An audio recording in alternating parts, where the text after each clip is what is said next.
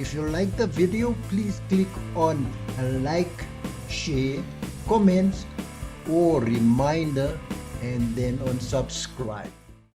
Good evening, good morning, good afternoon, wherever you may find yourself. So we're continuing on our journey about the 7 rules of success. And today we are dealing with good health. But before we get into that, just a short recap of our previous topic, which was the law of the right education. Please note, emphasis is laid on the right education, not just any education. I also mentioned the right education will teach about cause and effect. Now I know I didn't elaborate on it, but just a quick elaboration. It's quite an interesting topic if you can research on it, and it's not a new topic. So whilst growing up and learning, as we all have to do, and as I mentioned also, we are seldom taught about cause and effect. And although maybe casually we are told that your actions have repercussions, so be careful of what you do, what you say, how you behave, because it all have an outcome at the end of the day, good or bad. We must be aware even today that it still does. So wherever you are in your journey of life, that there is a cause that you create, not anyone else, not circumstances, not people, but you, that will have the effect or the outcome of your life. Proverbs 23 and verse 7 clearly says,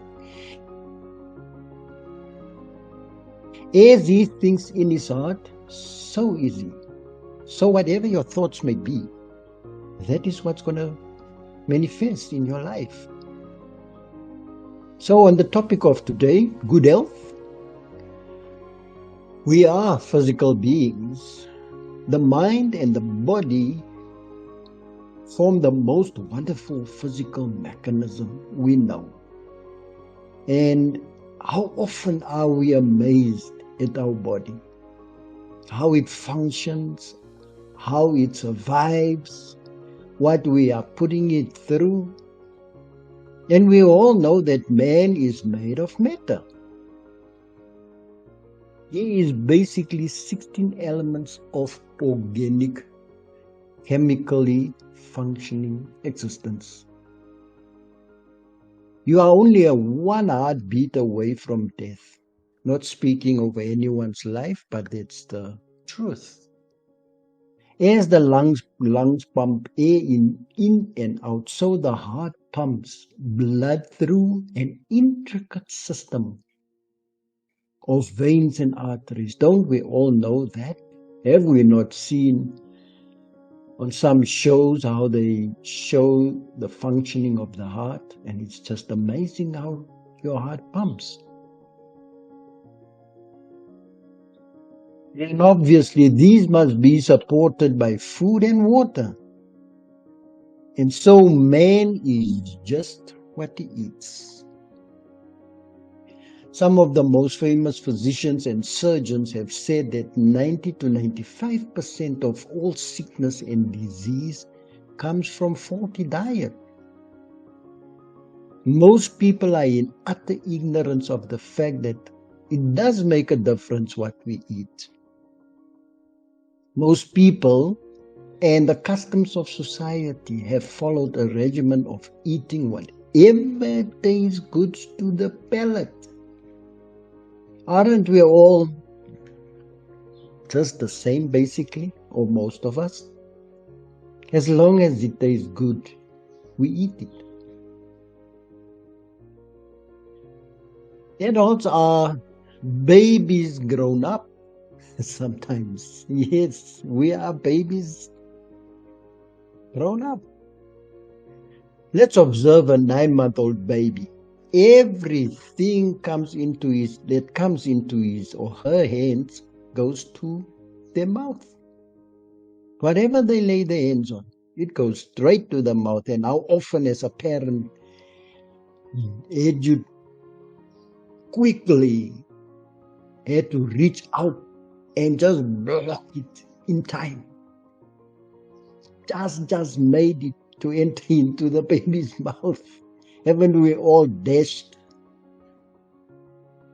and just rescued whatever that was in the baby's hand before it reached the baby's mouth? Yes, you may laugh at babies trying to eat silver cups and chunks of coal. We all come from there. Or maybe even at people who dip small mice into sauce and holding them by their tails. Imagine that, with your mouth wide open, dropping them as a delicious delicacy into their mouths. If you do, they will laugh back at you. They will tell you that mice eat clean grain and clean foods. Also, while you dip slimy, slithery oysters and other scavengers, seafoods into cocktail sauces and consider them a delicacy. Do you think adults have actually learned any better than 9-month-old babes or babies? Maybe you just want to take a trip to your fancy grocer and you'll be amazed at the kinds of food you find on the shelves. Why humans know nothing at birth. We have to learn. And we've talked a lot in the previous rule about having to learn. Remember, we mentioned about animals that do things instinctively, whilst we have to learn from babies. As we grow up, we have to learn to eat, we have to learn to drink, we have to learn to suck, we have to learn to talk, we have to learn to walk, crawl, and become adults. So, what we don't know that we don't know. And somehow, ever since babyhood, most humans seems to have grown up putting everything into their mouth. Most have grown up eating just whatever seems to taste good. Are you one of them?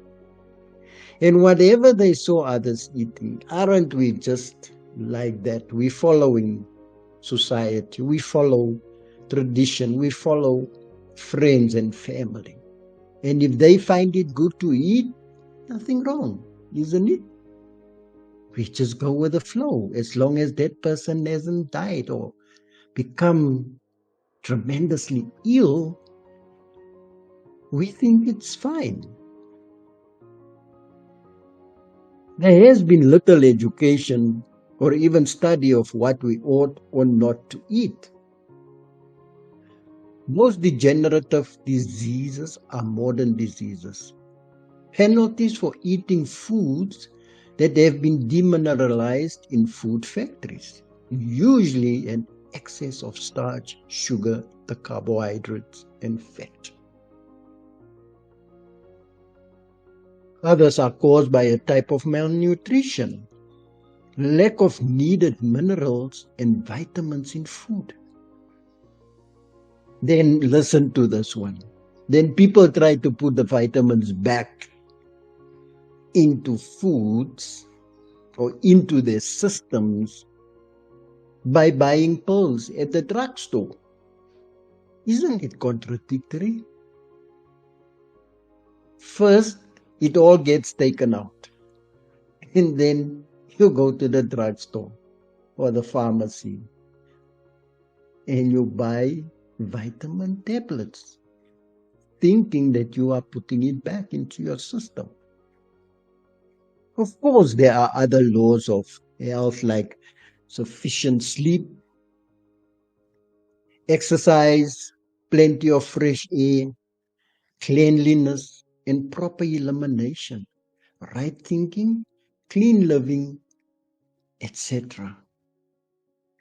Sickness should not be taken for granted. Some health authorities go so far as to say that we do not catch a cold. We eat our colds and fevers. They explain that a cold or fever is merely the unnatural and rapid elimination of toxins and poisons stored up in the glands, resulting from improper diet. Mental attitude does have considerable influence on physical condition. No successful men, as the world evaluates success, remember, we emphasized the importance of defining success the correct way. Success is not just success because other people are successful. You must remember to define success the right way. So these guys, though they think that they are very successful, do also think constructively, positively, in a mental attitude of confidence. They do not allow themselves to think negatively or assume an attitude of fear, worry, or discouragement. Are you one of those? Or do you allow these negative feelings to take a hold of you? They do not allow themselves to get into uncontrolled moods of griping and complaining. They enforce on themselves emotional balance. And mindful of the responsibilities on their shoulders. They probably put more restraint on dissipation than most people do. Yes, without health, one is direly handicapped. Don't we all know that? Do we take proper care of our health? Or do we leave it up to some diet, to some doctor to come one day and tell us what is wrong with us?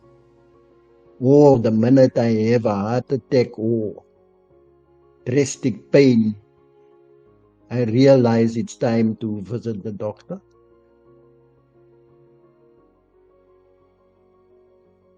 So that brings us to the conclusion of today's rule, good health.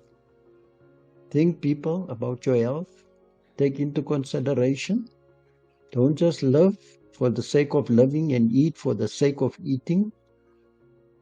Take care of your body. Until next time, when we carry on with law number 4, the law of success is largely dependent on good health. Yes, the fourth law, sorry about that, the fourth law of success is largely dependent on good health.